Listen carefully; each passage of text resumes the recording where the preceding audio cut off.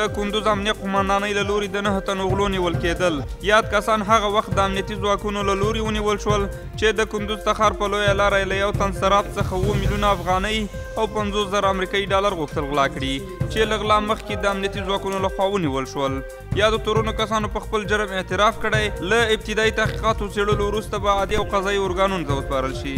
بل لور ته د کندوز امنیه قمندان وایي نیول شوي روپۍ خپل څښتن ته سپارلي او نوموړی صراف د امنیه قمندانۍ پر وخت اقدام څخه خوښ دی او مننه ترې کوي. د کلي او پراختیا ریاست مسؤلینو په یو رسمي سفر د خان آباد او اقتاش ولسوالیو له ولسوالانو سره وکتل او د دغه ولسوالیو اوسیدونکو ته یې د پیسو په بدل کې د کار زمینه برابرولو په هکله تفاهمونه لاسلیک کړل.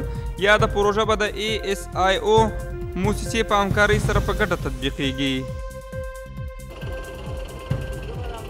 د غصبي ځمکو کمیسیون دا ځل په چاردرې ولسوالۍ کې د 10 جریبه ځمکې تثبیت وکړ.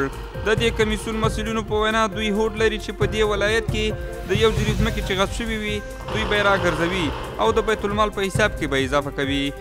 د سیمې اوسیدونکي چې په غصبي ځمکو کې آبادي جوړې کړي د اسلامي امارت سیمه ییز حکومت هڅې ستایي او د لا جدیت غوښتنه کوي.